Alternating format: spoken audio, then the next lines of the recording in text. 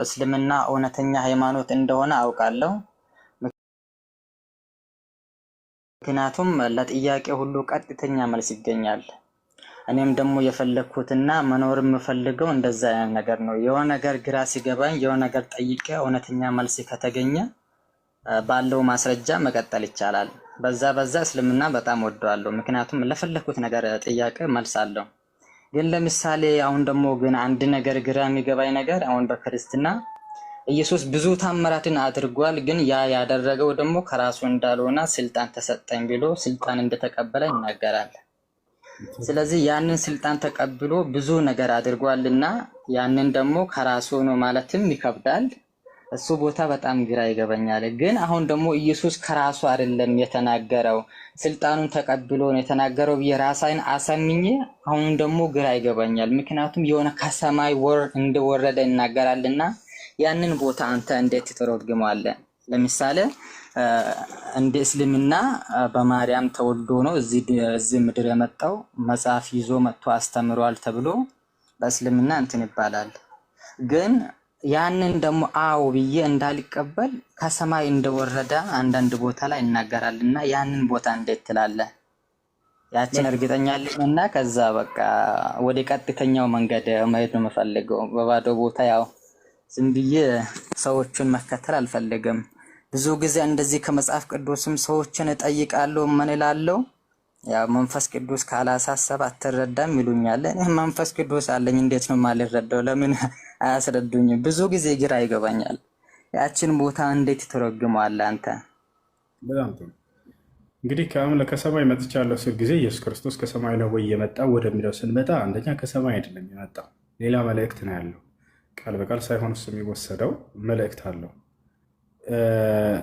ኢየሱስ ክርስቶስ እንደምታውቀው በማርያም ማህፀን ላይ ነው ሙሉ በሙሉ አካሉም ሆነ ህይወቱ እዛ ላይ ነው የተመሰረተው የተፈጠረው ማለት ነው። የሉቃስ ወንጌል ምዕራፍ 1 ቁጥር 31 ላይ ምን ይላል? እነሆ ትጸንሻለሽ፣ ወንድ ልጅንም ትወልጃለሽ፣ ስሙንም ኢየሱስ ትይዋለሽ ይላታል አይደለ? ስለዚህ ጽንሱ ራሱ የተጀመረው በማርያም ማህፀን ውስጥ ነው። ብስራትን ይዞ መጣ ከሰማይ ማን? መልአኩ ገብርኤል። ብስራትን ይዞ መጣ ከሰማይ መጥቻለሁ ሲል ጊዜ ከሰማይ ዘንድ ያኔ በመልአኩ ገብርኤል አማካኝነት ብስራት ስለመጣ እንጂ ሌላ አይደለም። ከየት ነው ኢየሱስ ክርስቶስ የመጣው ከተባለ ግን ከድንግል ማርያም ማህፀን ነው። አላህ ስብሐነሁ ወተዓላ ያለ ወንድ ዘር ፈሳሽ ከሴት ልጅ ብቻ እንዲገኝ ወሰነ። እሱ ይህን ተአምር ማድረግ ፈለገ አምላካችን አላህ። ማርያም ጠይቃ ነበር። ለምንድን ነው በዚህ ሁኔታ እንዲወለድ የተፈለገው ስትል ጊዜ ወሊነጅዐለሁ አያ አላት። ተአምር ላደርግ ዘንድ ነው ብሏታል አምላክ አላህ። ተአምር ማለት ከተለምዶ ውጭ የወጣ ነገር ነው። ቦታቸው አይደለ? ኻሪቁን ሊልዓዳ ይባላል በአረበኛ። የተለመደን ነገር ጥሶ ከመጣ አንድ ነገር ወይም ለበቃ ከዚያ ወጣ ያለ ነገር ከሆነ ይህ ተአምር ይባላል። የተለመደው ምንድን ነው ከተባለ የሰው ልጅ የሚገኘው ከወንድና ከሴት ነበረ። ይሄንን ወጣ አደረገና አላህ ሱብሓነሁ ወተዓላ ያለ ወንድ ከሴት ብቻ ፈጥሮ አሳየ። ይህ ተአምር ይባላል። እና ስለዚህ ጅማሮ ኢየሱስ ክርስቶስ ሁሉ ነገሩ በማርያም ማህፀን ውስጥ ነው። እነሆ ትጸንሻለሽ ይላል። ጽንስ መገኛው ቦታ ላይ የት ነው? በማርያም ማህፀን ውስጥ ነው። ህይወቱን እስከተባለ ህይወቱንም ሰጥቶት ነው። ዮሐንስ ወንጌል ምዕራፍ 5 ቁጥር 37 አካባቢ ላይ ምን ይላል? አብ በራሱ ህይወት እንዳለው ልክ እንዲሁ ለወልድም ህይወት ይኖረው ዘንድ ሰጠው ይላል። ህይወትንም ተሰጥቶ ነው፣ ስጋውንም ተሰጥቶ ነው፣ ተጸንሶለት ነው በማርያም ማህፀን ውስጥ ማለት ነው። ያ ከሰማይ መጥቼ ስል ጊዜ መላኩን ለመግለጽ ነው። ከአምላክ ዘንድ የተመረጠና የተላከ ስለሆነ ነው። ልክ እንዲሁ ያንን ከብስራቱ የእርሱ አወላለድ የመጣው ከሰማይ ስለሆነው በመልአኩ ገብርኤል አማካኝነት ብስራትን ይዞላት መጥተዋል። ይሄን ለማለት ነው እንጂ አካሉና ህይወቱ ሁሉ ነገሩ በማርያም ማህፀን ውስጥ እንደማናችንም የተሰራ ነው፣ የተለየ አይደለም። እሺ የሆነ አንድ ቦታ ትንሽ እስቲ እንድታስረዳ እንጠይቅህ ከመጽሐፍ እምሩ ትንሽ አዳም እዚህ ጋር አንድ ሀሳብ ጨምርልህ። አሁን አንተ ከሰማይ የሚለውን ቃል በቃል ነው የወሰድከውና ኢየሱስ እንደዚህ ይላል፣ እኔ ከሰማይ የወረድኩ እንጀራ ነኝ አለ ኢየሱስ። ኢየሱስ ምግብ ነው፣ ኢየሱስ እንጀራ ነው። የዮሐንስ ወንጌል ምዕራፍ 6 ላይ እንደዛ ላይ ኢየሱስ እንግዲህ እኔ ከሰማይ የወረድኩኝ እንጀራ ነኝ ይላል ኢየሱስ። ኢየሱስ እንጀራ ነው ዮናስዬ? ምሳሌያዊ ንግግር ነው። እንዴት ፈልገው ነው ገብቶሃል አይደል? ዮናስ እንጀራ ነው ሲል ጊዜ ግድ ከሰማይ የወረደ እንጀራ ለማለት አይደለም፣ ትምህርቱን ለማለት ነው። ያንን ትምህርቱን ሰዎች ሲከተሉ ጊዜ የእውነትን መንገድ ያገኛሉ። የእውነትን እንጀራ ያገኙ የዘላለማዊ ሕይወትን ሊያስቀጥላቸው የሚችል ያኔ ትምህርት ያገኛሉ እንጂ እንደዚህ እንጀራ ከሰማይ ወረደ ለማለት አይደለም።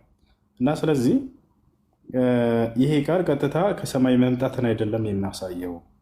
እርሱ የተጀመረው ሁሉ ጅማሬውና ፍጻሜው እዚሁ በማርያም ማህፀን ውስጥ ላይ ነበር ነው። በጣም ጥሩ። ለምሳሌ ዮሐንስ ወንጌል ምዕራፍ 6 ቁጥር 38 ላይ ከሰማይ የወረድኩት የራሴን ፍቃድ ለማድረግ ሳይሆን የላከኝን ለመፈጸም ነው ይላል። ስለዚህ ከሰማይ የወረድኩት ሲል ምን ለማለት ነው? የተላኩት ያው መልእክተኛ መሆኑን ለመግለጽ ነው። ከሰማይ የወረድኩት ሲል ጊዜ እዚያው ያነበብከው አውድ ላይ የተላኩትን ያኔ ትእዛዝ ለመፈጸም እያለ ይናገራል። ከአምላክ ዘንድ መላክን አስመልክቶ ነው። ከእግዚአብሔር ዘንድ የክፉ መንፈስን ላከ እግዚአብሔር ይላል መጽሐፍ ቅዱስ ላይ። ኦኬ፣ ከሰማይ የወረደ ማለት ነው ክፉ መንፈስ አይደለም፣ ትእዛዝን ነው። ስለዚህ ከአምላክ ዘንድ ታዞ የተላከ መሆኑን ለመግለጽ ነው። ከሰማይ ዘንድ የሚለው የአምላክ ትእዛዝ የሚመጣው ከሰማይ ስለሆነ ነው። አምላኩ የላከው አካል በዚያ በሰማይ ላይ በሰማይ የምትኖር አባታችን አለ አይደለ? በሰማይ የሚኖር አንድ አምላክ አለ። የአምላክ ትእዛዝ አዞ ኢየሱስ ክርስቶስን ላከ። ይህ ነው እና ከእርሱ ዘንድ ከአምላክ ዘንድ የመጣ ትእዛዝ ሁሉ ከሰማይ ተብሎ ይገለጻል። ከሰማይ ተብሎ ይገለጻል። ከዚያ ለማለት ነው። ኢምሩ ጨምርለት። አሁን ኢየሱስ ብቻ አይደለም በዚህ ዮናስ ግልጽ ይመስለኛል። ከሰማይ ሲባል የተፈለገበት ኢየሱስ አስተምህሮቱ ዓላማው ምድራዊ አይደለም ነው። ምድራዊ ሳይሆን አምላካዊ የሚል ትርጓሜ ነው ያለው። ኢየሱስ ብቻ አይደለም በዚህ ከሰማይ የተባለው። ሲጀመር ዮናስ የዮሐንስ መጥምቁ ማለት ነው። ጥምቀቱ ከየት ነበረ ታውቃለህ? ዮናስ የዮሐንስ መጥምቁ ጥምቀቱ ከየት ነበር? እስቲ አስረዳ።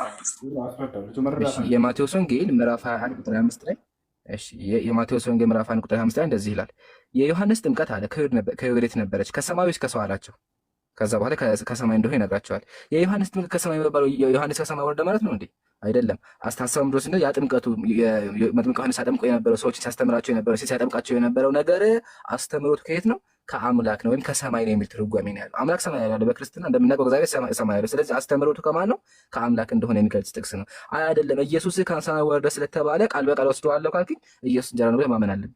ቃል በቃል ኢየሱስ ከሰማይ ወረደ ሲባል እውነት ከሰማይ ድቡ ብላ የምትል ከሆነ አንደኛ የሉቃስ ወንጌል ብርቅ። ለምን የሉቃስ ወንጌል ላይ ኢየሱስ ሲመጣ ከሆር ነው ከማህፀን ነው የመጣው። ኢየሱስ ከማህፀን ነው የመጣው እንጂ ከሰማይ አይደለም።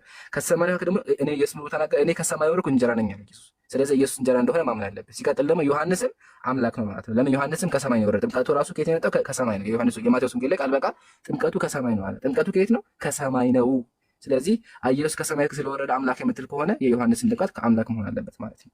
ስለዚህ ሐሳቡ ምን መሰለህ? ዮሐንስ አጠቃላይ ከሰማይ መባሉ የሚገልጸው አስተምሮቱ ሐሳቡ አምላካዊ ነው፣ ከአምላክ የመጣ ነው የሚል ትርጓሜ ነው ያለው እንጂ ከሰማይ ዱባ ላይ የሚል ሐሳብ የለም። ኢየሱስ ከማህፀን ነው የመጣው። ቀጥሉ። እሺ፣ ሌላ ጥያቄ አለ ዮናስ?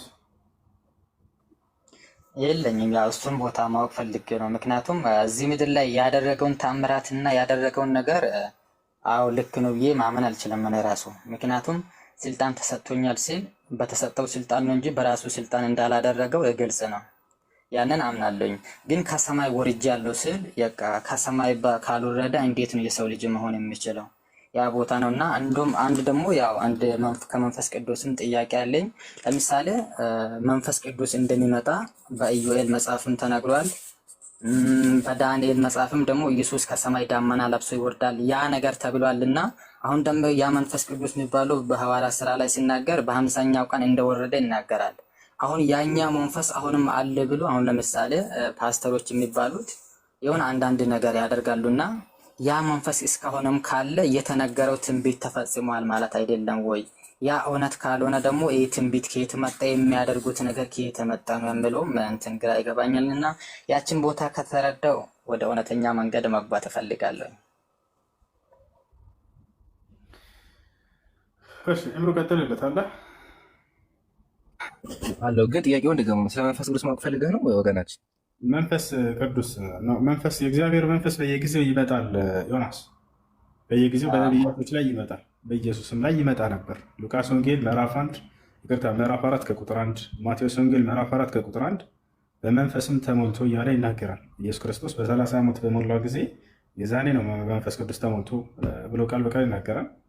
እንደ አጠቃላይ በመንፈስ ተሞልቶ እያለ ይናገራል። መንፈስ ቅዱስ በነቢያቶች ላይ ያድራል። ከዛ በኋላ ያንን ቃል እንዲያስተላልፈው ያደርጋል። እሱ ከሆነ ጥያቄ ማለት ነው። ባለፉትም ነቢያቶች ላይ የእግዚአብሔር መንፈስ ነበረበት። እሺ ኢየሱስ ክርስቶስ አምላክ አለው የለውም? አምላክ የለውም ማለት እሱ ሰው ሲሆን አምላክ ያስፈልገዋል። ፍጹም ሰው ሲሆን አምላክ ያስፈልገዋል። ምን ነው? ስለዚህ አምላክ አለው ማለት ነው ኢየሱስ ክርስቶስ። ፍጹም ሰው ሲሆን ደግሞ አምላክ የሚመስል ሰው አይደለም የሆነው፣ ፍጹም ሰው ነው የሆነው። ፍጹም ሰው ሲሆን ደግሞ ምን ያስፈልገዋል ማለት ነው? አምላክ ያስፈልገዋል ማለት ነው። ሌላ ተሰማሽ? አምላክ አለው ኢየሱስ ክርስቶስ። ፍጹም አምላክ ሲሆን ደግሞ ፍጹም ሰው ነው የሆነው። ለምሳሌ ወደ ምድር ሲመጣ ፍጹም አምላክ ነው አይደለም የሚለው? ፍጹም ሰው ፍጹም አምላክ፣ ፍጹም አምላክም ፍጹም ሰው ነው። እሱን ካመንክ ደግሞ ይሄን ማመን አይከብድም። ስለዚህ አምላክ አለው፣ ፍጹም ሰው ይሄን ማመን አለው። ወደ ምድር ሲመጣ አምላክ ሆኖ የሆነ አምላክ የሚመስል ሰው ሆኖ ሳይሆን ሰው ነው የሆነው። ሰው ሲሆን ደግሞ ምን ያስፈልገዋል ማለት ነው? አምላክ ያስፈልገዋል ማለት ነው። ተረዳኛ? ተረዳሽ? ወይላት እኔ ከማስረዳሽ እየሰማሁ ስለዚህ እኔ ሳስረዳሽ እኔ ሌላ ነገር መሰለሽ ስድብ ምናምን መሰለሽ። ኧረ አልመሰለኝም። እኔም እዚህ ጋር የመጣሁት ለመማር ነው እና ፍጹም ሰው ፍጹም አምላክ ነው። አሁን እንደሱ የሚል የለም መጽሐፍ ቅዱስ ላይ ፍጹም ሰው ፍጹም አምላክ ነው የሚል የለም። እንደውም አምላክ እንዳለው አለ። ፍጹም ሰው ፍጹም አምላክ ነው የሚል ፍጹም ሰው ፍጹም አምላክ ነው የሚል አለ። እስቲ ያሳየን። በቃ የቱ ጋር ላውጣው ነው? አብዱልከሪም ወጣለት አንድ ጊዜ መጽሐፍ ይዟል። እንዳውም አብዱልከሪም አለ፣ አብዱልከሪም አለ።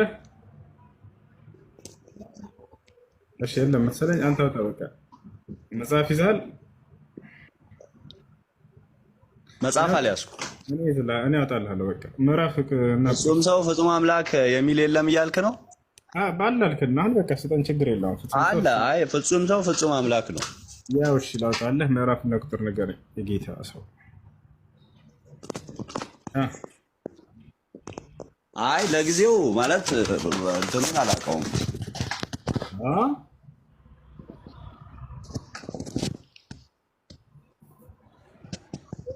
ፍጹም አምላክ የሚለው የኢየሱስ ክርስቶስ መሰረታዊ ጉዳይ ሆኖ ሳለ የት እንዳለ አታውቅም እስካሁን? ምዕራፉን አላውቀውም። ያው አውቀዋለሁ ግን ምዕራፉን በግልጽ አሁን አላውቀውም። የጌታ ዘመንህ ይባረክ። ዛሬው ምሽት የአንተ ነው፣ ክብርን ሁሉ ውሰድ። እሺ ሜላት፣ ሌላ ኢየሱስ ክርስቶስ ነብይ እንደሆነ ታውቂያለሽ አይደል? ሜላት ኢየሱስ ክርስቶስ ነብይ እንደሆነ እንደ መጽሐፍ ቅዱስ ታውቂያለሽ? አላውቅም። ነብይ መሆኑን አላውቅም። አምላክ መሆኑን አውቃለሁ። ነብይ እንደሆነ ያሳይሻል፣ ይናገራል በጣም በርካታ ቦታ ላይ ኢየሱስ ክርስቶስ። አንደኛም በዘመኑ የነበሩ ሰዎች ሁሉ፣ ሁለተኛ ተአምሩን የሰራላቸው ሰዎች ሁሉ፣ ሶስተኛ ሐዋርያቶችም እንዲሁም በኢየሱስ ክርስቶስ ፊት መጥተው ነብይ ነህ እያሉት ምንም እንትን አይልም፣ አያስተባብልም ነበር እና የዘመኑ ሰዎች ሁሉ እንዳለ ኢየሱስ ክርስቶስን ሁሉም ህዝብ ሁሉ ነብይ ነው ብለው ነበር የሚያምኑት። ሌላ ሰዎች ማቴዎስ ወንጌል ምዕራፍ 21 ቁጥር 10 ላይ ወደ ኢየሩሳሌምን በገባ ጊዜ መላው ከተማ ይህ ማን ነው ብሎ ተናወጠ። ህዝቡም ይህ ከገሊላ ናዝሬት የመጣ ነብዩ ኢየሱስ ነው አሉ። ነብዩ ኢየሱስ ያው በእኛ መጽሐፍ ቅዱስ ነብይ የሚል የለም። ኢየሱስን ነብይ የሚል የለም። ያው ማቴዎስ ወንጌል ይሄ ቁርአን እኮ አይደለም ሜላትዬ። ያው ማቴዎስ ወንጌል አውቃለሁ ወንድሜ፣ ቁርአን እንዳልሆነ አውቃለሁ። ግን ኢየሱስ ክርስቶስ ነብይ የሚል በእኛ አስተምሮ የለም። ያው እዚህ ጋር ነብዩ ኢየሱስ እያለ ይጠራል ቃል በቃል እያነበብኩት እኮ ነው። ነብዩ ነው አሉ ነው የሚለው። እዚህ ጋር ሰዎቹ ነው ያሉት እኮ እያለን ነው የዘመኑ ህዝብ ነው ብሎ መጽሐፍ ቅዱስ አልለመደሙም። ሰዎች ግን ነው አሉ። ተረጋጋሽ እና የዘመኑ ህዝቦች ሁሉ ስል ነበር ቅድም እንዳለ ህዝብ ሁሉ ነብይ ነው ብለው ነው የሚያምኑት። ኢየሱስ ክርስቶስ ይሄን ሲናገሩ አሉ እያለ ነው። እየሰማ አላስተባበለባቸውም። ክህደት ቢሆን ኑሮ ተሳስታችኋል፣ አትካዱ፣ እኔ አምላክ ነኝ ነብይ አይደለሁም ይላቸው ነበር አይደለም። ነገር ግን ዝም ምን ያላቸው እሱ እኮ ተሰቅሎም በስቅላቱም ጊዜ እኮ እኔ አምላክ ነኝ አላለም እኮ። ገብቷል አይደለ? አሁን እዚህ ጋር ሰው ነው ያለው አይደለ? ሰው ነው ነብይ ነህ ያሉት። ያላስተባበለውም የራሱ አምላክነቱን ራሱ ያውቀዋል። እሱ ወደኛ የመጣው የተላከው ከአባቱ ከአብ የተላከው ለኛ ኃጢአታችን ሊያሰርልኝ የመጣው ወደ ምድርም የተላከው እሱ እንመጣለን። ነገር ግን እዚህ ጋር ህዝቡ ሁሉ የዘመኑ ህዝብ ሁሉ እንዳለ ነብይ ነው ብለው ነበር የሚያምኑት። ኢየሱስም ይሄን ሰምቶ አላስተባበለባቸውም። ክህደት ቢሆን ኑሮ ነቢይ ነው ማለቱ ወዲያ ኢየሱስ ክርስቶስ አትካዱ እናንተ ነቢይ አይደለሁም ብሎ ያስተምራቸው ነበር። አረ እንዴ ወዴት በገባ ጊዜ ነው እንደዛ ያሉት? ወደ ኢየሩሳሌም በገባ ወደ ኢየሩሳሌም በገባ ጊዜ አይተሃል? ሙሉ ህዝቡ ኢየሩሳሌም የሆነ ቦታ በገባ ጊዜ ነብይ ነው አሉ ነው የሚለው። የት ከተማ የት ነው ኢየሩሳሌም ማለት? ኢየሩሳሌም ማለት ያው ኢየሱስ ክርስቶስ ማለት ኢየሩሳሌም መጽሐፍ ቅዱስ ላይም ቁርአን ላይም ያለ ቦታ ነው። ተናገር። ኢየሱስ ክርስቶስ ቁርአንም ላይ ያለ ነው አለ። ኢየሩሳሌምን አታውቀውም ማለት ነው? ኢየሩሳሌም የሚባል ቦታ አታውቅም? በጨበጣ ነው እንደምታወራው። ቅድም ማስረጃ አምጣልኩት እኔ አላውቀውም ማለት አሁንም ኢየሩሳሌም ሲገባ ነው አለ። ኢየሩሳሌም የት ነው ስለው በቁርአን ላይ ያለ። ዝም ብላችሁ በጨበጣ አትወያዩ፣ ምንም ማስረጃ ሳትይዙ። ይሄ ሃይማኖት ነው። ሃይማኖታዊ ጉዳይ በእውቀት መሆን አለበት። በምትጠየቁ ጊዜ ማስረጃ አውጥታቸው የምትናገሩትን ነገር ተናገሩ። ልክ ማስረጃ ስትጠይቅ አታውቀውም እንደ ኢየሩሳሌም ምን ይሄ ማስረጃ ነው? ህዝቡ እያለ ነው እንዳለ ኢየሱስ ክርስቶስ ይሄን ቃል ይሰማል አይሰማም ነው። ኢየሱስ ሰምቷል አልሰማም? ኢየሱስ ክርስቶስ ነብይ ነው ሲባል ሜላት ወለሽልኝ ሰምቷል አልሰማም? ኢየሱስ ነብይ ነው ሲባል የሀገሩ ህዝብ እንዳለ ህዝቦቹ ነብይ ነው ሲሉት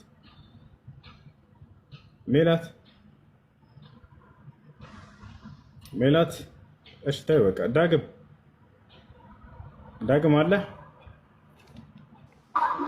አሎ ሰላም። እንዴት ነው? ኢየሱስ ክርስቶስ ነብይ ነው አይደለ? ኢየሱስ ክርስቶስ ይሰግድ ነበር፣ ይጸልይ ነበር አይደለ? ዳዊት ኢየሱስ ክርስቶስ እሱን እኮ አስረድቻለሁ። የሰውን ስጋ የሰውን ደም ለብሶ እስከመጣ ድረስ የሰውን በሙሉ ያደርግ ነበር። ይተኛል እንደ ሰው ልጅ። ወደ ማን ነበር ሲጸልይ የነበረው? ወደ አምላኩ ወደ አብ ወደ እግዚአብሔር ነው ሲጸልይ የነበረው። ወደ አምላኩ የሰውን ስጋ ለብሶ መጥቶ ነበር። እንደ ሰው ልጅ ብትቆርጠው ይደማል፣ ብትወጋው እንደ ሰው ልጅ ይደማል፣ ሲሰቀል እንዳየኸው። ስለዚህ ወደ አምላኩ ስትል አምላክ አለው ማለት ነው። አምላክ ኢየሱስ ክርስቶስ አይደለ? የሰውን ስጋ ለብሶ እስከመጣ ድረስ አምላክ አለው። አዎ ጌታ ሰው ዘመን ይባረክ። አሜን። አምላክ ምንም ማለት ልትረዳው ስለ ስላሴ ስላልተማርክ ስለ አብ ወልድ መንፈስ ቅዱስ ስላልተማርክ ድረስ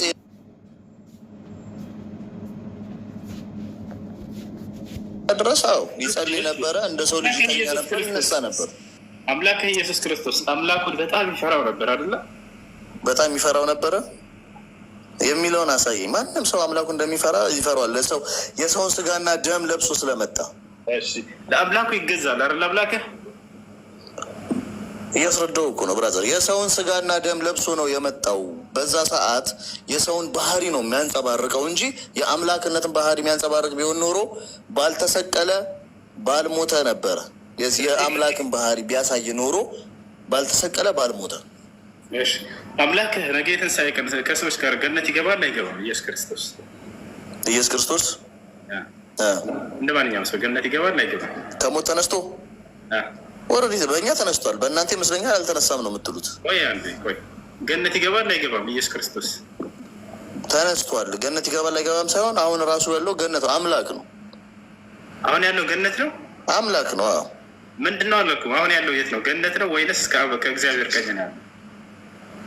አሁን ያለው አሁን አምላካችን ያለው ገነት ነው ሳይሆን ገነት ለእኛ የተዘጋጀልን ስንሞት ክርስቲያኖች የምንገባበት ቤት ነው እንጂ እሱ አይገባም። ሀገራችን ነው። ገባ አይደለ እኮ። አሁን እኮ አንተ እያልክ ያለኸው ምንድን ነው?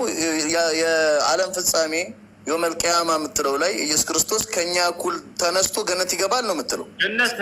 ገነት ነው ያለው ወይንስ የት ነው ያለው? ቅድም ስጠይቅህ ገነት ነው ያለው አልከኝ። መጽሐፉ ደግሞ የሚለው ከእግዚአብሔር ቀኝ እንዳለ ነው የሚናገረው። ከእግዚአብሔር ቀኝ አምላካችን የትም ቦታ ገነት ነው ያለው ብለህ አንድ ቦታ ልትሰጠው አትችልም። አምላካችን የትም ቦታ አለ። ገሃነም ውስጥ አለ ብለህ ገሃነም ውስጥ ምን ያደርጋል? ስለዚህ በቦታ የተገደበ ነው። ገሃነም ውስጥ ከሌለ ማለት ነው። ገሃነም ስፍራው የሴጣን ነው እንጂ የአምላክ መገለጫ ቦታ አይደለም። የሌለበት ቦታ አለ ማለት ነው አይደለ? ገሃነም የአምላክ ቦታ አይደለም። ገሃነም የሴጣን ቦታ ነው። ይህንን ለይተህ ማወቅ መቻል አለብህ ወንድም ነው። ስለዚህ የሌለበት ቦታ የተሰጠው ገሃነም ሲኦል የተሰጠው ለሴጣን ነው እንጂ ለአምላክ አይደለም። ይህንን እንኳን ለይተህ። ስለዚህ አምላክህ የሌለበት ቦታ አለ ማለት ነው አይደለ? አምላክ የሌለበት ቦታ የለም። አሁን ሲኦል ከገሃነም ውጭ የትም ቦታ አምላካችን አለ። ስለዚህ ገሃነም ውስጥ የለም። እሺ ሽንት ቤት ውስጥ አለ የለም አምላክ? ፕሊዝ በእንደዚህ አይነት መንገድ ባንወራረድ መልካም ነው። ግን አምላክ የትም ቦታ አለ። ሽንት ቤት ምንድን ነው? ሽንት ቤት የወረደ ቦታ በጣም እንትን አለ። ሽንት ቤት ምንድን ነው? ቦታ ነው አይደለ? ስለዚህ በዚህ ቦታ ላይ የለም ካልከኝ አምላክ የሌለበት ቦታ አለ። ስለዚህ የተገደበ ነው ማለት ነው አምላክ አይደል? አምላክ የሌለበት ቦታ የለም። አምላክ ሁሉም ቦታ አለ። በጠራሁት ሰዓት ይሰማኛል። የትም ቦታ አለ። ሽንት ቤት ውስጥ አለ። የትም ቦታ አለ። አሜን። የጌታ ሰው ክርስቲያኖች አምላክ ሽንት ቤት ውስጥ አለ። ኦኬ አምላክህ ከአንተ ጋር ሳሎን ይቀመጥና ሽንት ቤት ሲሄድ ሳሎን ይጠብቀሃል። እንደዛ ልትለኝ ነው ሽንት ቤት አለው የምትለው? ቦታዎችን እጠቅስልሃለሁ። እዚያ ቦታ አሁን ለምሳሌ አንተ እስልምና እምነት ተከታይ ነህ፣ ጥሩ አስተሳሰብ አለ። ግን አምላክ ሽንት ቤት እንደዚህ ምናምን ብለህ ባታስብ መልካም ነው። ማለት እንደዚህ ወረድ ንግግር አልናገር። አምላክ የትም ቦታ አለ። ከአንተ ጋር የትም ቦታ ጥሎ ካሄድም የትም ቦታ አምላክ ሽንት ቤት አለ አይባልም፣ ነውር ነው። ብዙ ጊዜ ክርስቲያኖች ምን ያደርጋሉ? ልክ እንደ ልጆች ያስገቡና ምን ያደርጋሉ? አላህ አንተ ጋር የለም። አሁን አላህ የለም ብለህ ታስባለህ ወይስ እሱ ቦታው ላይ ነው አንተ ቦታ ላይ ነው ብለህ የምታስበው? ይህን ያሁን ነሳሁበት ምክንያት ልጆች ለምን መሰላችሁ? እንዲህ አይነት ጥያቄ ያነሱና ጥያቄ እዛ ገር እየተፈላሰፉ ይጠይቋቸዋል። ያስገቡና አይታችሁ ከሆነ እዚያ አዋቂ ያስመስላሉ ለራሳቸው። ልክ ከዚያ የሚጠይቀል ይላሉ። እኔ እንደዛ አስቤ አይደለም ታል አይደለም አይባልም። እኔ በእንደዚህ አይነት መንገድ ብልህ ብዙ እንደምናደርግ የለበት አምላክ የተረገረ የተቀመጠ ነገር አለ። ያንን አምኖ መቀበል ነው። የአምላክ ስለ አምላክ ስናምን ስላላየን እሱን አምላክን ገብተዋል አይደለ? ነቢያት በነገሩ ልክ አምነን መቀበል ነው ያለብን። ገብተዋል አይደለ? እንደዛ ነው እያልኩኝ ያለው። አሁን አላህ ስብሐነ ወተዓላ የት ነው? ከአርሽ በላይ ነው። ገብተዋል አይደለ? በእውቀቱና በእይታው ግን ሁሉን ቦታ ያካበበ ነው። እርሱ የሚሰወር ቅንጣት ነገር የለም። አላሁ ፊሰማ ወዕልሙሁ ፊ ኩሊ መካን ወላ የኽፋ ዐለይሂ ሸይኡን ሚን አምሪኩም። ቴንኪው መጣህልኝ። እኔ ያልኩትን ያልኩት እየሰሙት ነው። አስበን አላህ ከፍጥረት ዓለም ሁሉ በላይ ነው። ነገር ግን በእውቀቱና በእይታው ሁሉን ቦታ ያካበበ ነው። ከእርሱ የሚደበቅ ቅንጣት ነገር እንኳን የለም ብለን ነው ገንዘብ ያለው ፈለ ከእርሱ በታች ያለ የለም። ስለዚህ ሰው የሌለበት ቦታ አለ ማለት ነው። ስለዚህ የተገደበ ነው። ስለዚህ ፍጡር ነው ወደሚለው ይወስዱላቸዋል የክርስቲያን ሰባኪዎችና አስተማሪዎቻቸው ላይ የከፈት ሁሉ ይሄንን እንዲህ አይነት ጨዋታ ሲጫወት እናያለን። ቦታች አለ አይደለ? ተለቀው እንዲህ አይነት ቪዲዮዎች በዚያ መሰረት ልጠይቅህ ብዬ ነው። አምላክህ ሁሉ ቦታ ያለ ነው ካላችሁ ጥሩ። ስለዚህ ገሃነም ቦታ ነው አይደለም? ቦታ ነው። በገሃነም ውስጥ አለ የለም? ስለዚህ የተገደበ ነው። ሽንት ቤት ውስጥ አለ የለም? እየጠየቅሃለሁ ነው። ትጸየፍ እንዳይ ነገር የለም እዚህ ትለኛለህ። አልልህም እንዳለ ነው የምነግርህ። አምላክህ ኢየሱስ ክርስቶስ አምላኩን በጣም ይፈራው ነበር አይደለ? በጣም ይፈራው ነበረ የሚለውን አሳየኝ። ማንም ሰው አምላኩ እንደሚፈራ ይፈራዋል። ለሰው የሰውን ስጋና ደም ለብሶ ስለመጣ ለአምላኩ ይገዛል አይደል? አምላክህ እያስረዳው እኮ ነው ብራዘር። የሰውን ስጋና ደም ለብሶ ነው የመጣው። በዛ ሰዓት የሰውን ባህሪ ነው የሚያንጸባርቀው እንጂ የአምላክነትን ባህሪ የሚያንጸባርቅ ቢሆን ኖሮ ባልተሰቀለ ባልሞተ ነበረ። የአምላክን ባህሪ ቢያሳይ ኖሮ ባልተሰቀለ ባልሞተ። አምላክህ ነገ የትንሣኤ ቀን ከሰዎች ጋር ገነት ይገባል አይገባም? ኢየሱስ ክርስቶስ እንደ ማንኛውም ሰው ገነት ይገባል አይገባም? ከሞት ተነስቶ ወረዲ በእኛ ተነስቷል። በእናንተ ይመስለኛል አልተነሳም ነው የምትሉት። ቆይ ገነት ይገባል አይገባም? ኢየሱስ ክርስቶስ ተነስቷል። ገነት ይገባል አይገባም ሳይሆን አሁን ራሱ ያለው ገነት ነው። አምላክ ነው። አሁን ያለው ገነት ነው። አምላክ ነው። ምንድን ነው አላልኩም? አሁን ያለው የት ነው? ገነት ነው ወይንስ ከእግዚአብሔር ቀኝ ነው? አሁን ያለው አሁን አምላካችን ያለው ገነት ነው ሳይሆን ገነት ለእኛ የተዘጋጀልን ስንሞት ክርስቲያኖች የምንገባበት ቤት ነው እንጂ እሱ ሀገራችን ነው። ገባ አይደለ እኮ? አሁን እኮ አንተ እያልክ ያለኸው ምንድን ነው? የዓለም ፍጻሜ የውመል ቂያማ የምትለው ላይ ኢየሱስ ክርስቶስ ከእኛ እኩል ተነስቶ ገነት ይገባል ነው የምትለው? ገነት ነው ያለው ወይንስ ሴት ነው ያለው? ቅድም ስጠይቅህ ገነት ነው ያለው አልከኝ። መጽሐፉ ደግሞ የሚለው ከእግዚአብሔር ቀኝ እንዳለ ነው የሚናገረው። ይህ ከእግዚአብሔር ቀኝ አምላካችን የትም ቦታ ገነት ነው ያለው ብለህ አንድ ቦታ ልትሰጠው አትችልም። አምላካችን የትም ቦታ አለ። ገሃነም ውስጥ አለ ብለህ ገሃነም ውስጥ ምን ያደርጋል? ስለዚህ በቦታ የተገደበ ነው። ገሃነም ውስጥ ከሌለ ማለት ነው። ገሃነም ስፍራው የሴጣን ነው እንጂ የአምላክ መገለጫ ቦታ አይደለም። የሌለበት ቦታ አለ ማለት ነው አይደለ? ገሃነም የአምላክ ቦታ አይደለም። ገሃነም የሴጣን ቦታ ነው። ይህንን ለይተህ ማወቅ መቻል አለብህ ወንድም ነው። ስለዚህ የሌለበት ቦታ የተሰጠው ገሃነም ሲኦል የተሰጠው ለሴጣን ነው እንጂ ለአምላክ አይደለም። ይህንን እንኳን ለይተህ ጥሩ። ስለዚህ አምላክህ የሌለበት ቦታ አለ ማለት ነው አይደለ? አምላክ የሌለበት ቦታ የለም። አሁን ሲኦል ከገሃነም ውጭ የትም ቦታ አምላካችን አለ። ስለዚህ ገሃነም ውስጥ የለም። እሺ ሽንት ቤት ውስጥ አለ የለም አምላክ? ፕሊዝ በእንደዚህ አይነት መንገድ ባንወራረድ መልካም ነው። ግን አምላክ የትም ቦታ አለ። ሽንት ቤት ምንድን ነው? ሽንት ቤት የወረደ ቦታ በጣም ሽንት ቤት ምንድን ነው? ቦታ ነው አይደለ? ስለዚህ በዚህ ቦታ ላይ የለም ካልከኝ አምላክ የሌለበት ቦታ አለ። ስለዚህ የተገደበ ነው ማለት ነው አምላክ አይደል? አምላክ የሌለበት ቦታ የለም። አምላክ ሁሉም ቦታ አለ። በጠራሁት ሰዓት ይሰማኛል። የትም ቦታ አለ። ሽንት ቤት ውስጥ አለ። የትም ቦታ አለ። አሜን። የጌታ ሰው ክርስቲያኖች አምላክ ሽንት ቤት ውስጥ አለ። ኦኬ አምላክህ ከአንተ ጋር ሳሎን ይቀመጥና ሽንት ቤት ሲሄድ ሳሎን ይጠብቀሃል። እንደዛ ልትለኝ ነው? ሽንት ቤት አለው የምትለው? ቦታዎችን እጠቅስልሃለሁ። እዚያ ቦታ አሁን ለምሳሌ አንተ እስልምና እምነት ተከታይ ነህ፣ ጥሩ አስተሳሰብ አለ። ግን አምላክ ሽንት ቤት እንደዚህ ምናምን ብለህ ባታስብ መልካም ነው። ማለት እንደዚህ ወረድ ንግግር አልናገር። አምላክ የትም ቦታ አለ። ከአንተ ጋር የትም ቦታ ጥሎ ካሄድም የትም ቦታ አምላክ ሽንት ቤት አለ አይባልም፣ ነውር ነው። ብዙ ጊዜ ክርስቲያኖች ምን ያደርጋሉ? ልክ እንደ የማያውቁ ልጆች ያስገቡና ምን ያደርጋሉ? አላህ አንተ ጋር የለም። አሁን አላህ የለም ብለህ ታስባለህ ወይስ እሱ ቦታው ላይ ነው አንተ ቦታ ላይ ነው ብለህ የምታስበው? መልስ ይህን ያህል ነሳሁበት ምክንያት ልጆች ለምን መሰላችሁ? እንዲህ አይነት ጥያቄ ያነሱና ጥያቄ እዛ ገና እየተፈላሰፉ ይጠይቋቸዋል። ያስገቡና አይታችኋል። እዚያ አዋቂ ያስመስላሉ ራሳቸው። ልክ ከዚያ የሚጠይቀል ይናላሉ። እኔ እንደዛ አስቤ አይደለም። በታል አይደለም አይባልም። እኔ በእንደዚህ አይነት መንገድ ብልህ ብዙ እንደምናደርግ የለበት አምላክ የተረገረ የተቀመጠ ነገር አለ። ያንን አምኖ መቀበል ነው። የአምላክ ስለ አምላክ ስናምን ስላላየን እሱን አምላክን ገብተዋል አይደለ? ነቢያት በነገሩ ልክ አምነን መቀበል ነው ያለብን። ገብተዋል አይደለ? እንደዛ ነው እያልኩኝ ያለው። አሁን አላህ ስብሐነ ወተዓላ የት ነው? ከአርሽ በላይ ነው። ገብተዋል አይደለ? በእውቀቱና በእይታው ግን ሁሉ ቦታ ያካበበ ነው። እርሱ የሚሰወር ቅንጣት ነገር የለም። አላሁ ፊሰማ ወዕልሙሁ ፊ ኩሊ መካን ወላ የኽፋ ዐለይሂ ሸይኡን ሚን አምሪኩም። መጣህልኝ። እኔ ያልኩትን ያልኩት እየሰሙት ነው። አስበን አላህ ከፍጥረት ዓለም ሁሉ በላይ ነው። ነገር ግን በእውቀቱና በእይታው ሁሉን ቦታ ያካበበ ነው። ከእርሱ የሚደበቅ ሴት ልጅ በምትወልድ ጊዜ ጭንቅና መከራ አለባት አይደለ ዳዊት? እውነት ነው። ይህ በምን ምክንያት የመጣ ነው? በሔዋን። ኦኬ፣ በሔዋን ምክንያት ምን አትፈታ? ያው አይኗ ይበራልሻል ተብሎ ሴጣን በእባብ ተመስሎ መጥቶ ባሏን ስላሳሳተችው ወይም አዳምን ስላሳሳተችው እዛ ተረገመችና በእርግማን ምክንያት ሔዋናውያኖች ሁሉ እንዳለ እየተጨናነቁ እንዲወልዱ ተደረገ። ሔዋኖች ሲወልዱ በምጥና በስቃይ እንዲወልዱ፣ ወንድ ልጅ ደግሞ በላቡ ጥሮ ግሮ እንዲበላ ተፈረደበት። በጣም ጥሩ። ያንን እርግማን ለማስነሳት ኢየሱስ ክርስቶስ መጥቶ በመስቀል ላይ ተሰቅሎ እርግማኑን ወስዶ ያንን ከእርግማን ዋጃቸው አይደለ? አዎ። በጣም ጥሩ። ያ እርግማን አሁን ከሴቶች ተወግዷል አልተወገደም? ኢየሱስ ክርስቶስ ያስወገደላት እርግማን። ያ እርግማን የሰውኛ እርግማኖች እንዳለ እርግማን ያኛው ሴት ልጅ አምጣ ትወልዳለች። ይኸውልህ ኢየሱስ ክርስቶስ እዚህ ዓለም ላይ ሲመጣ ምንድን ነው ያለው? መጀመሪያ አሁን ጥያቄውን መልስ። ያ እርግማን ተወግዷል አልተወገደም? እርግማን እንዲያስወግድ መጥቷል አይደለ? የጭንቅና መከራዋል አልተወገደም። የጌታ ሰው አልተወገደም። ለምን እንዳልተወገደ ደግሞ ላስረዳ።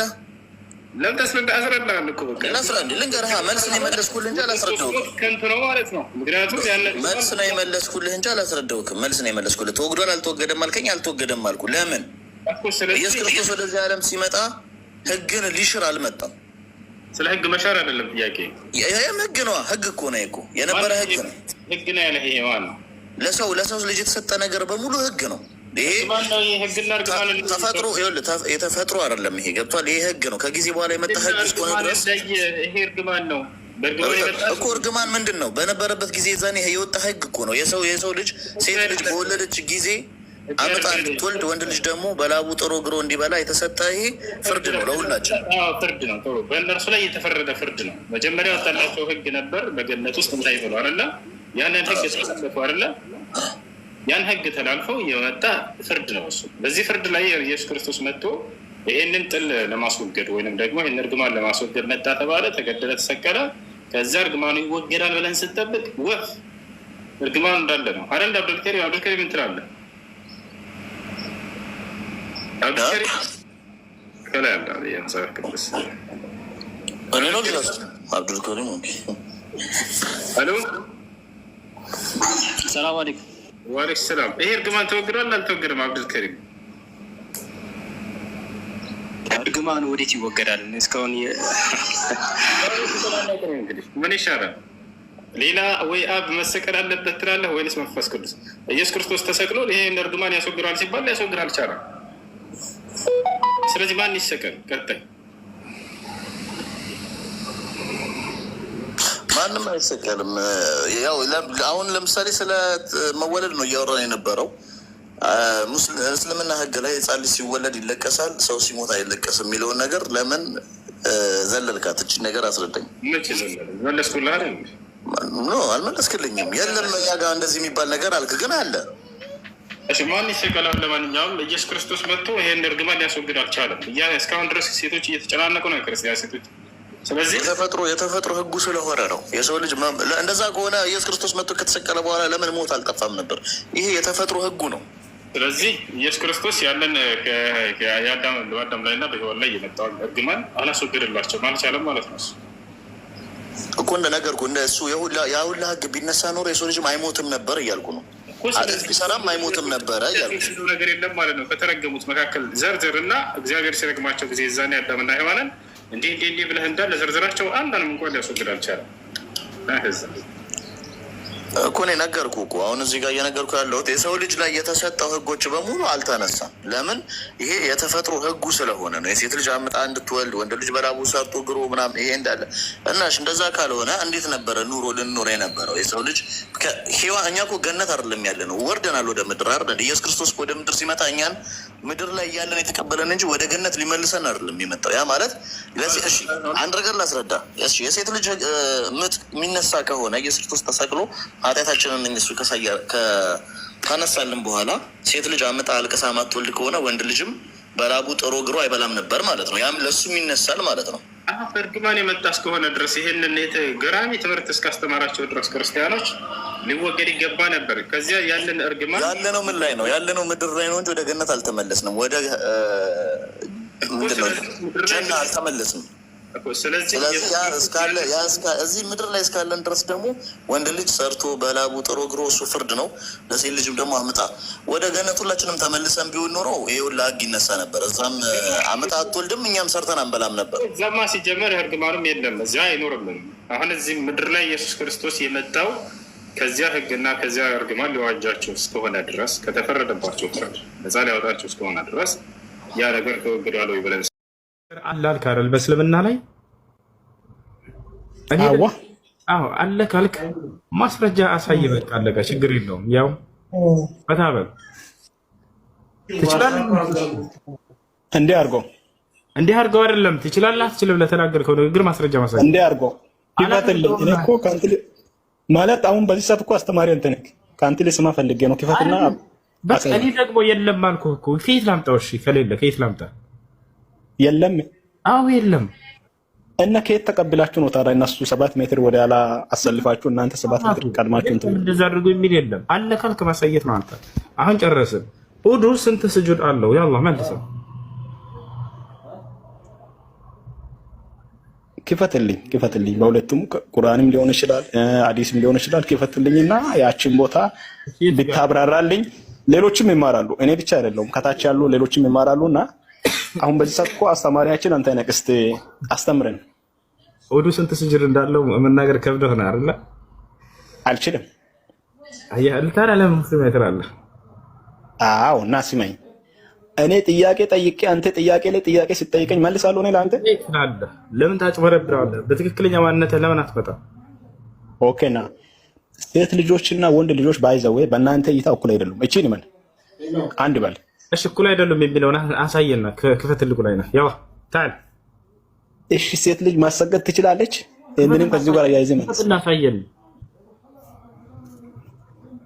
ማሳየት ትችላለህ? እኔ አዎ በትክክል አሳየን። እሺ ያላ ክፈት እኮ የተጻፈውን አይደለም እኔ በአይኔ ያየሁትን ነው እያየሁ ያደግኩትን ነው እያልኩ አለሁት። መገንዘብ ለካ እሺ አድሚኖች አንዴ ትልቁ ላይ አድርጉኝ። እኔ ማድረግ አልቻልኩም። ልጆች ለምን ታባት አድርጉ? 1500 ሰው አለ ግን ታባት አድርጉ። ሌላ ቦታ ስድብና ዝልፊያ ምናምን ቦታ ላይ እንዴት ታብ እንደሚያደርጉ ታውቃላችሁ። እሺ ለማንኛውም ትልቅ ሰው ነህ። እሺ አትዋሽ። ለህሊና ስትል ተው ሃይማኖቱ ለህሊና ስትል አይደለም። የምሬን ነው ወላሂ። አዳምጥ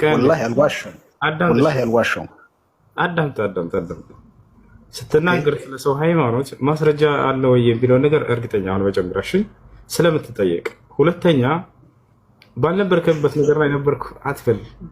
ውዱ ስንት ስጁድ አለው ስለ አላወቅም መመለስ አልቻልክም። አትመልሰውም። ከባድ ጥያቄ ነው። ውዱ ስንት ስጁድ አለው? ምንም እኔ ቁርአን ምንም ሳልቀራ ነው እኔ ወደ ክርስትና የመጣሁት። መረጃ እየሰማሁ ይፈልገኛ ይሄንን ወላሂ ለዚህ ሼኪዎች እያስተማሩኝ ነው ያደግኩት። ከዛን እንዲህ ብሎ እነሱ ናቸው እየመሩ የቆዩት። እኔ ምንም አላውቅም። ከዛን አረበኛ ስለማልችል ሲመኛ አረበኛ ስለማልችል በአማርኛ መጽሐፍ ቅዱስን አነበብኩና እውነት እንደሆነ ተረድቼ ወዲያው ወደ ክርስቶስ ጉዞ ወደ ክርስቶስ ጠጅ ለጋ መሽቷል። አሁን 3 ሰዓት ሊሆን ነው። ኔትወርክ አታጨናንቅዝ። እሺ እሁዴ ቁብጥር ስለጋ ሰማይና ምድሩ ሲዞርብኝ ነጋ ለፋንቱዬ። እሺ እሁዱ ስንት ስጁድ አለው? የፈለገ የዛሬ 1000 ዓመት እንደው ብትከፍር ማለት ነው ወላሂ ትረሳውም። ውዱ ስጁድ የሚባል ነገር የለውም። ተመልከቱ ክርስቲያኖች ምን አይነት ሰዎች እኔ ሙስሊም ነበርኩ እያሉ እንደሚያጭበረብሯችሁ። ወላሂ ላዚም እኔ ሙስሊም ነበርኩ ከእስልምና ወጥቼ ነው ቢል አሁን ይሄ ዘመን ይባረክ ምናምን እንደዚህ ቃለ ህይወት ያሰማልን ነፍ ኮሜንት ታያላችሁ። እውነት ይመስላችኋል? ወላሂ በጣም እየተጫወቱባቸው ነው እንዲህ አይነት ሰዎች። አከሌ ከፍሮ እያሉ ቪዲዮ ይሰሩላቸዋል። ወላሂ ውሸታቸው ነው። ከሙስሊሞች ፊት ቁመው መጥተው አንድ ህፃን ሙስሊም የሚመልሰውን ጥያቄ አይመልሱ። አይ ጥያቄ አለ። ቀጥል። ውሱ ሰላም አለይኩም። ወአለይኩም ሰላም ወራህመቱላሂ ወበረካቱ። ግን አቤቢ አልሐምዱሊላህ ልጆች ይኸውላችሁ ከላይ የዋርኒንግ ምልክት አለ። ስለዚህ ከቻላችሁ ታብ አድርጉ፣ ኮፒ ሊንክ አድርጉ። ካልሆነ ለሚዘጋ እንዘጋዋለን። ከመዘጋቱ በፊት ማለት ነው። አንድ ኮሜንት ዝጉና ታቡን ከፍ አድርጉት። እሺ ጥያቄ አለ። ቀጥል። ኮፒ ሊንክ አድርጉ። እሺ ሌሎቻችሁ ድለላ በእስልምና እንዴት ይታያል?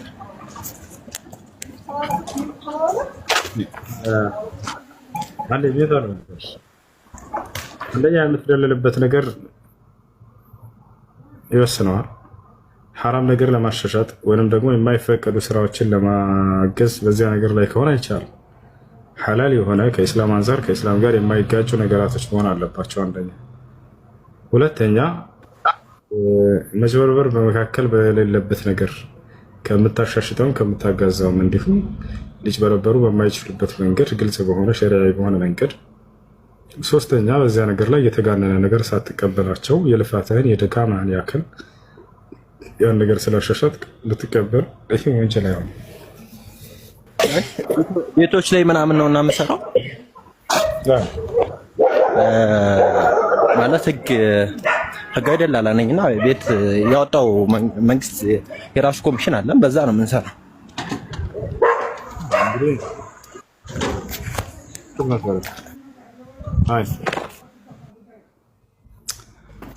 እሺ ሲቀጥል አንድ ክርስቲያን ወንድማችን አለና ወደ እሱ ሊሄድና ላገናኝ አውራህ ይፈልጋል እንዳታወርዱ።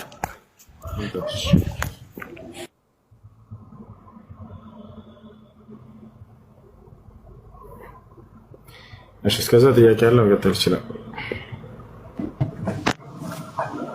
ሰላም አለይኩም። አለይኩም ሰላም ወራህመቱላሂ ወበረካቱ። ሆሶ ጥያቄ እኔ በውስጥ ፈልጋለሁ። በዚህ ጠይቁ መልስልኝ። እሺ ልጆች ታማርጋችሁና ተቋርጡ። ቢያንስ 1 ሚሊዮን እስኪደርስ ዋርኒንግ እስካሁን ድረስ አለ። ቀይ እንትን ከላይ እሺ ጥያቄ ያለ ይቀጥል። ሰላም አለይኩም። በውስጥ ማለት ነው። ወላሂ ፈራለሁ። እዚህ የሆነ ጥያቄ አለ። እሺ አየዋለሁ ኢንሻአላህ። ጻፍ ጥያቄ። እሺ አይ እሺ እሺ ቀጥል። ኡስታዝ እኔ ምን መሰለው ኡስታዝ እንትን እቤት ሰውዬ ማለት ነው ሲጋራ ያጨሳል እና ዱካን ሄጄ ምናምን መግዛት እችላለሁ። ብዙ ጊዜ ሄደሽ ግዢልኝ እና ደግሞ የሚያጨስበትን ነገር ምናምን ደግሞ አቀራርቢልኝ ይለኛል። ይሄ ነገር እንዴት ይታያል? አይቻልም። ሲጋራ ሄዶ መግዛት ለሚያጨሱ ሰዎች በክፉ ነገር ላይ መተባበር ነው። ልክ እንዲሁ የሚያጨስበትን መሳሪያ ማጠብና ማጽዳት ማዘጋጀት የማይቻል هذا من التعاون على الإثم والعدوان وقد نهى الله سبحانه وتعالى عن ذلك قال في كتابه العزيز في سورة المائدة وتعاونوا على البر والتقوى ولا تعاونوا على الإثم والعدوان اللهم بمفرط لنا اللهم بمتازز لي تبابروا اللهم بمامس لنا يا اللهم تنبر بمالف لي በክፉ ነገር ላይ አትተባበሩ ብሎ አላህ ተናግሯል። ስለዚህ አይቻልም፣ አይፈቀድም። በዚህ ነገር ላይ ሲጃራ ሄዶ መግዛትም ሆነ የሚጨስበትን መሳሪያ ማጠብ እና ማጽዳት አይቻልም። እሺ ሌላ ምን ቀረ? ተጭሶ ሰውየው አጨሰና ጣለው ቤት ውስጥ። የዛኔ ስታጸዱ ጊዜ ያችን የጣላትን አገኛችኋት። የዛኔ ብታጸዱ ችግር የለውም። ገብታችኋል? ስራችሁ ተቀጥራችሁ የምትሰሩት ማጽዳት እስከሆነ ድረስ ቤት ውስጥ ያን ነገር አግኝታችሁ ብታስወግዱ ችግር የለም። መሳሪያ ከሆነ ግን ለነገ የሚያጨስበት ያንን ማጠብ ማዘጋጀት ከሆነ እንዲሁም ሂዶ መግዛት ምናምን ከሆነ በክፉ ነገር ላይ መተባበር ነው ይቻላል። እሺ ሌላኛው ጥያቄ ደግሞ እንትን መጠጥ ይጠጣሉ እና እኔ መቅጣ ላይ ነው ያየሁት፣ ቤት አይደለም አልሐምዱሊላህ። እና መጠጥ ለምን ትጠጣላችሁ ብሎ የሚጠይቋቸው ሰዓት አላህ ሱብሓነሁ ወተዓላ መጠጥ አትጠጡ ሳይሆን ወላ ተቅረቡ አንቱም ስካራ ያለውን አያ አምጥቶ እሱን አስደግፎ ሲያወሩ ነበርና እንዴት ነው ይታይ? እሺ መጠጥ ሐራም የተደረገው በተድሪጅ ነው። ስቴፕ ባይ ስቴፕ እንደሚባለው ቀስ በቀስ ነው አላህ ሱብሓነሁ ወተዓላ እርም ያደረገው። የመጀመሪያው ያ አዩሃ አለዚነ አመኑ